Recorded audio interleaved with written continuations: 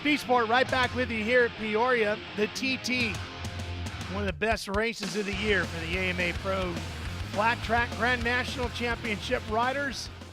One of the most challenging as well. Semi number 2, another 10-lapper.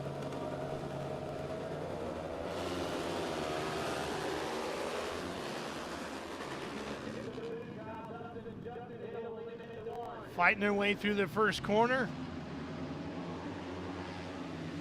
Looks like Hiddle's coming out to the front here on the 81. Yeah, that's Justin on that Sauter Racing Honda. Another Honda, Scott, right back at the front. Yeah, this ought to be a throwdown. This is the last chance for any of these guys to make it to the main event today. So top three spots are really hot seats right now. But Hiddle's, he's pulling away right now. He don't want to have anything to do with battling with anybody for this one.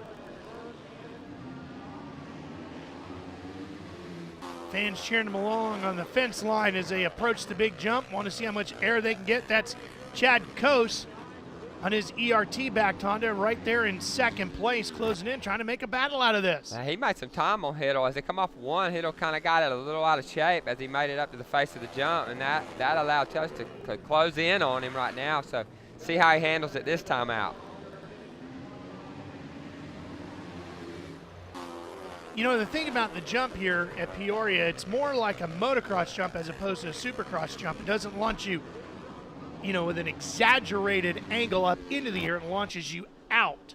That's a good thing. I mean, obviously the suspension's been lowered on these motorcycles, so they're not really set up now to land off high launching jumps. But, the good thing for these guys is the face of it will remain nice, where motocross jumps always got ruts, and so it's always changing lap to lap.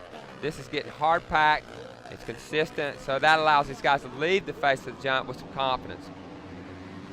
Landing area will be the same way, yeah. Which is another key point too. Yeah, like you said, no ruts, nothing to worry about. It's smooth. You just make sure you got your angle right. As long as exactly, get the angle right and come off that thing, just like you do every lap, and nothing funny happens. You can see the track really gets shiny right there, grooved out. Got the 81 or 61 of Dustin Crow. He's got his Grey Crow Racing Yamaha. We haven't seen many Yamahas up near the front. He's really come up on these two front runners and making a challenge for that top spot. A little bit of a higher entrance to turn one. He squares it up. Look at him get off that corner nice down on the inside. I'm talking about Crow on the 61. He was right there coming up on the face of the jump too. Hanging in. Can he get to the inside here? He's got a wheel in there. Oh, then he had to get on the brakes a little bit. He took a look down the inside, but Coase regathered himself mid-corner and didn't allow him to make the move. Boy, that's really rough down in one, and you could just see the bikes and the riders trying different lines, trying to just get in there smooth so they could set themselves up for a good exit heading up to that face of that jump. That's important. Right in the middle is where Chad Coase through with those last two corners there. Coase really is pretty good through the middle there, and he's able to get a bit of a gap on Crow through there, but then Crow seems to do a little bit better down here. Yeah, Crow's got that real tight line coming off one. Didn't make so much time that time, but looks smoother down on the inside. You just try to find a little piece of dirt where not everybody's running on lap after lap, and when you got a track that's that rough down in there.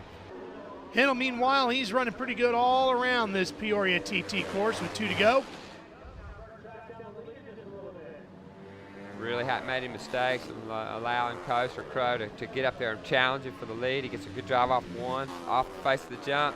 Thing lands perfect.